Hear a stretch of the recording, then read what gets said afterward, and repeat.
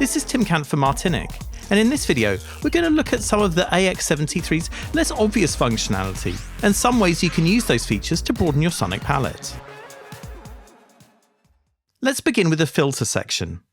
AX73 has a self-oscillating filter, which means we can use the filter to create a pitch tone independently of the oscillators. I'm going to turn VCO1's level all the way down to 0. Now, when I turn the VCF resonance all the way up, we get a high-pitched tone when we play a note. This pitch can be controlled with the filter's frequency knob. Let's make a riser effect by setting the frequency to 20. Then turning the EG/F depth to 100 and attack to 90. This gives us a rising tone, and we can change the timbre of the tone using the available filter modes.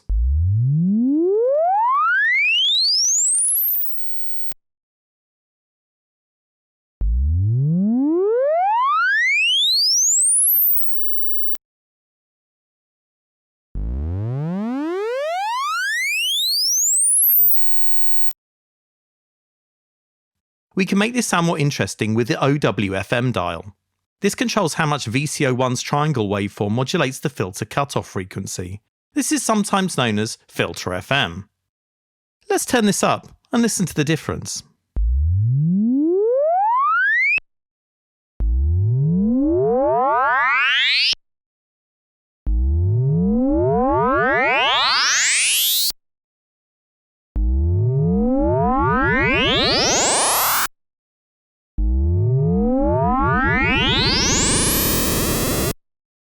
Because VCO1 is controlling the frequency of the modulation source, adjusting its octave dial will change the character of the modulation.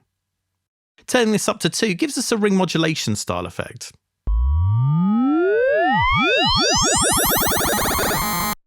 We can make this sound stereo by putting the synth in unison mode and turning the width dial up.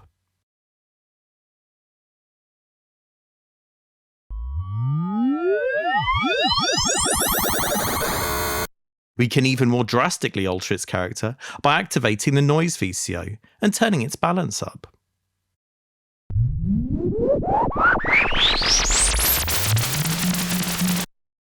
Let's return the synth to its initial settings by opening the presets page and selecting default.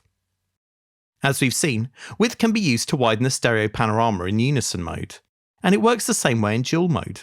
However, it works a little differently in poly mode, where it pans lower notes to the left and higher notes to the right. Hear how the sound moves from left to right as it's played up the keyboard using the synth's Arpeggiator.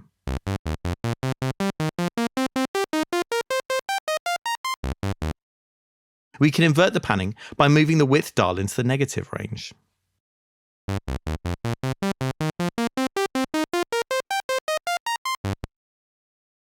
While we're on the topic of the Arpeggiator, AX73 has independent arpeggiators for its upper and lower layers, and we can play both of these with the same MIDI by setting the split dial to layer.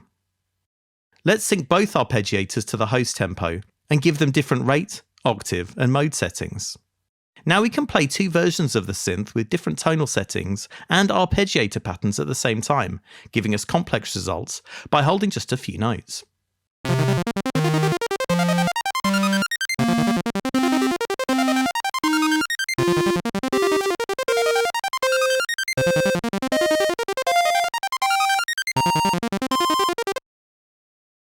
Let's return to the initial preset again and look at how we can get more out of AX73's VCOs. Each VCO has a sub oscillator that adds a square oscillator an octave below the note played. This has a more static timbre than the regular square waveform, and the sub will still play when the main waveform is turned off, effectively giving you a choice of 2 square waves. Here's how they sound at the same pitch.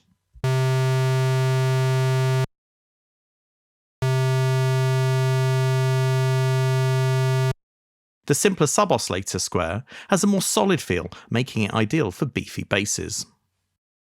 Another interesting feature is that AX73's pulse width modulation capabilities aren't just confined to the pulse waveforms. The initial patch uses a sawtooth waveform, and we can modulate the width of this by turning up the PW and PWMS dials.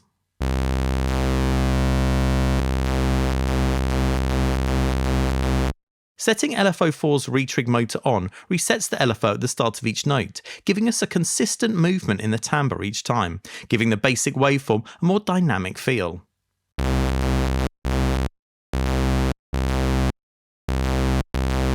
Let's hear how this sounds with each of the waveform shapes.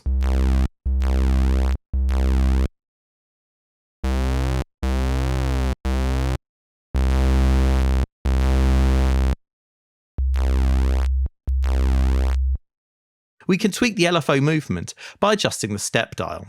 This gives the LFO a sample and hold style step feel, and this can work particularly well with LFO to filter cutoff frequency modulation.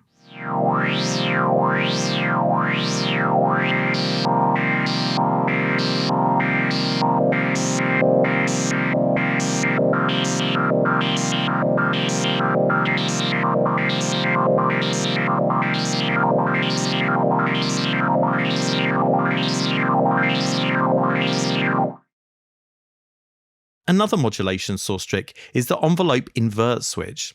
Let's see what happens when we set VCO1 to the sine waveform and turn up the EGO depth and attack dials. The sound rises up an octave in pitch when we play it. However, if we activate the invert button, the pitch drops an octave, ideal for creating bass drop effects.